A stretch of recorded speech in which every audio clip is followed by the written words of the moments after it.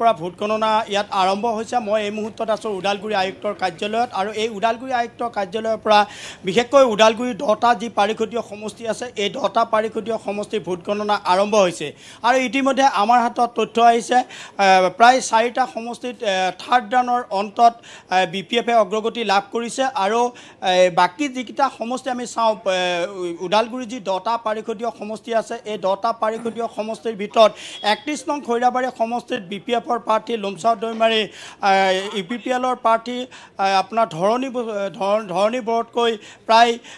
1300 ভোটত তেখেতে ব্যৱধানত অগ্ৰগতি লাভ কৰি আছে আৰু সমান্তৰালভাৱে আচলতে ভেৰগাঁও যি পাৰিষদীয় সমষ্টি এই ভেৰগাঁও পাৰিষদীয় সমষ্টিত UPPLৰ প্ৰাৰ্থী দাওবৈচা বড়ো বিজেপিৰ প্ৰাৰ্থী জয়চাং বৰতকৈ আগবাঢ়ি আছে আৰু সমান্তৰালভাৱে মুদৈপুৰী যি পাৰিষদীয় সমষ্টি সেই মুদৈপুৰী পাৰিষদীয় সমষ্টিৰ প্ৰথম ৰাউণ্ডৰ অন্তত দিগন্ত অৰ্থাৎ প্ৰাক্তন ইয়ান দিগন্ত বৰুৱাতকৈ মাত্ৰ 600 ভোটৰ ব্যৱধানত আগবাঢ়ি আছে BPFে আৰু সেইদৰে হৰিচিঙাত আচলতে যি পাৰিষদীয় সমষ্টি হৰিকুণীয়া পাৰিষদীয় সমষ্টিত আপোনাৰ ত্ৰিদীপ দৈমাৰীয়ে আচলতে প্ৰায় 2000তকৈ অধিক ভোটৰ ব্যৱধানত তেখেতে আচলতে অগ্ৰগতি লাভ কৰি আছে UPPLৰ প্ৰাৰ্থীগৰাকীতকৈ আৰু যি 5 নং চেৰপাং সমষ্টিৰ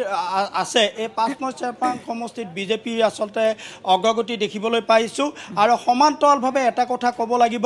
ৰৌতা যি পাৰিষদীয় সমষ্টি আছে ইয়াত চৰণ বড়োই মাত্ৰ প্ৰায় 1324টা ভোটৰ ব্যৱধানত তেখেতে অগ্ৰগতি লাভ কৰিছে আৰু আটাইতকৈ সৰ্বাধিক আচলতে ভোটৰ অগ্ৰগতি লাভ কৰি আছে এই মুহূৰ্তত ধনচিৰি পাৰিষদীয় সমষ্টিৰ প্ৰাক্তন পাৰিষদ BPFৰ ফেচ মুছাহাৰী তেখেতে অগ্ৰগতি লাভ কৰি আছে ভৈৰৱকুণ্ডত সেইধৰণে বিজেপিতকৈ ৰিহন দৈমাৰীয়ে প্ৰায় 600 ভোটৰ ব্যৱধানত তেখেতে অগ্ৰগতি লাভ কৰি আছে আৰু গোটেই আমি যদি চাওঁ 10টা পাৰিষদীয় সমষ্টিত প্ৰথম আৰু তৃতীয় পৰ্যায়ত যি ভোট গণনা আৰম্ভ হৈ গৈছে এই আৰম্ভ হৈ যোৱাৰ এতিয়ালৈ আচলতে BPFৰ যথেষ্ট অগ্ৰগতি আমি দেখিব পাইছোঁ কেইবাটাও সমষ্টিত তেখেতসকলে অগ্ৰগতি লৈছে আৰু শেহতীয়াভাৱে এই গোটেই আমাৰ মোৰ সতীৰ্থ সাংবাদিক আছে যতীন ডেকাই সমগ্ৰ খবৰ ভিতৰৰ পৰা তেখেতে কঢ়িয়াই আনিছে প্ৰতিদিন টাইমত দৰ্শকক এই খবৰ দিব মোৰ লগত আছে যতীন ডেকা মই তেখেতৰ পৰা জানিম কি ক'ব এই মুহূৰ্তত ভিতৰত আচলতে কিমান ৰাউণ্ড হৈছে বা কেনেধৰণে হৈছে এতিয়া আমি জনসংযোগৰ পৰা যি পালোঁ 3 নম্বৰ ৰাউণ্ড 3টা সমষ্টিত সমাপ্ত হৈছে আৰু এটা সমষ্টি প্ৰথম ৰাউণ্ডে আচলতে সমাপ্ত হৈছে কি আছে তথ্য আপোনাৰ হয় নিশ্চিতভাৱে প্ৰথমে দি ল'ব খুজিছোঁ 31 নং খৈৰাবাৰীৰ যিটো সংৰক্ষিত সমষ্টি আছে তাত আগবাঢ়িবলৈ তৃতীয় ৰাউণ্ডত আগবাঢ়ি আছে BPFৰ লুমচাও দৈমাৰী প্ৰায় 1312টা ভোটত আগবাঢ়িবলৈ সক্ষম হৈছে আৰু 36 নম্বৰ যিটো হৰিচিঙা সমষ্টি এই হৰিচিঙা সমষ্টিৰো তৃতীয় ৰাউণ্ড ইতিমধ্যে সমাপ্ত হৈছে আৰু BPF দলৰ প্ৰাৰ্থী ত্ৰিদীপ দৈমাৰীয়ে 3110টা ভোটত আগবাঢ়িবলৈ সক্ষম হৈছে আৰু ঠিক তেনেদৰে যদি আমি চাওঁ 37 নম্বৰ ধনচিৰি পৰিষদীয় সমষ্টিটোত তৃতীয় ৰাউণ্ডৰ ভোট গণনাৰ অন্তত ফ্ৰেছ মুছাহাৰীয়ে প্ৰায় 4945টা ভোটত অগ্ৰগতি লাভ কৰিবলৈ সক্ষম হৈছে আনহাতে ৰৌতাৰ 40 নম্বৰ ৰৌতা পৰিষদীয় সমষ্টিৰ দ্বিতীয় ভোট গণনাৰ অন্তত 1324টা ভোটত BPFৰ প্ৰাৰ্থী চৰণ বড়ো আগবাঢ়িবলৈ সক্ষম হৈছে 38 নং ভৈৰৱকুণ্ড সমষ্টিত দ্বিতীয় ৰাউণ্ডৰ অন্তত ভৈৰৱকুণ্ড সমষ্টিত BPF দলৰ প্ৰাৰ্থী ৰিহন দৈমাৰীয়ে 1489টা ভোটত অগ্ৰগতি লাভ কৰিবলৈ সক্ষম হৈছে ঠিক তেনেদৰে 33 নং ননাই চেৰফাং সমষ্টিত দ্বিতীয় ৰাউণ্ডৰ অন্তত ননাই চেৰফাং সমষ্টিত 120টা ভোটত বিজেপি যিগৰাকী প্ৰাৰ্থী আছিল সঞ্জিত তাতে অগ্ৰগতি লাভ কৰিবলৈ সক্ষম হৈছে আৰু 34 নম্বৰ খালিংদুৱাৰ ST যিটো সমষ্টি দ্বিতীয় ৰাউণ্ডৰ ভোট গণনাৰ অন্তত খালিংদুৱাৰত 128টা ভোটত বিজেপিৰ যিগৰাকী প্ৰাৰ্থী আছে অৰ্জুন দৈমাৰীয়ে বৰ্তমান মুহূৰ্তত অগ্ৰগতি লাভ কৰিবলৈ সক্ষম হৈছে এক প্ৰকাৰে ক'ব পাৰে 8টা সমষ্টিত BPFৰ অগ্ৰগতি খুব বঢ়াটো দেখিবলৈ পোৱা গৈছে আমি কেইবাটাও সমষ্টি আৰু কেইবাটাও ভোট গণনাৰ বাকী আছে সেইকেইটাৰ অন্তত আমি ক'ব পাৰিম যে আৰু কিমান পৰিষদীয় সমষ্টিত কোন দলৰ কিমান অগ্ৰগতি আগবাঢ়িব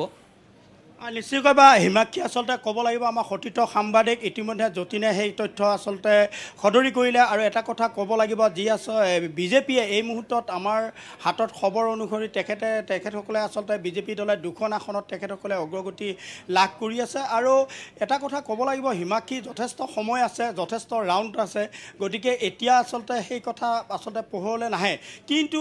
সমান্তৰালভাৱে কিন্তু এটা কথা ক'ব লাগিব হিমাক্ষী প্ৰথম অৱস্থাৰ পৰা অৰ্থাৎ যেতিয়া পোষ্টেল ভোট গণনা হৈছিল সেই সময়ৰ পৰা আচলতে BPF-এ যিটো চমক দি আছে সেইটো আচলতে চিন্তনীয় কাৰণ হাগ্ৰামা মহিলাৰীয়ে তেওঁ ফুল কনফিডেন্স আছিল বা তেওঁ এটা দৃঢ় বিশ্বাস আছিল যে এইবাৰ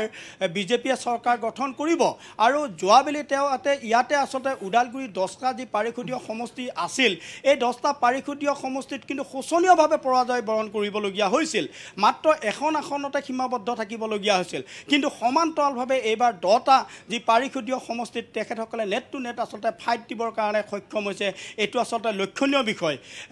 আৰু মহিলাৰী ডাঙৰীয়া যি ধৰণে কৈছে হাগ্ৰামা মহিলাৰী ডাঙৰীয়াই যে 3 তাৰিখে তেখেতসকলে চৰকাৰ গঠন কৰিব আৰু আটাইতকৈ ডাঙৰ কথা ইয়াত আচলতে যদি আমি চাওঁ বিশ্বজিৎ দৈমাৰী ডাঙৰীয়া আছে পানেৰী বিধানসভা সমষ্টি বৰ্তমান তেওঁৰ সমষ্টিত প্ৰায় 5টাকৈ সমষ্টি আছে তথাপিও কিন্তু কোনো ধৰণৰ যি ধৰণে প্ৰভাৱ পেলাব লাগিছিল সেই ধৰণে প্ৰভাৱ পেলাব পৰা নাই আৰু স্বয়ং ইয়াত আচলতে ডেপুটি চিফ হিচাপে আছিলে ভৈৰৱকুণ্ড সমষ্টিত এইটো আচলতে অতি আকৰ্ষণীয় সমষ্টি আছিলে ভৈৰৱকুণ্ড সমষ্টিত য'ত নেকি প্ৰাক্তন মন্ত্ৰী ৰিহন দৈমাৰী BPF-ৰ পৰা প্ৰতিদ্বন্দ্বিতা কৰিছে আৰু ঠিক সমান্তৰালভাৱে আচলতে BTR-ৰ ডেপুটি চিফ গোবিন্দ চন্দ্ৰ বসুমতাৰী ডাঙৰীয়া আৰু মেনন মুছাৰী এজন সমাজকৰ্মী পুঁজিপতি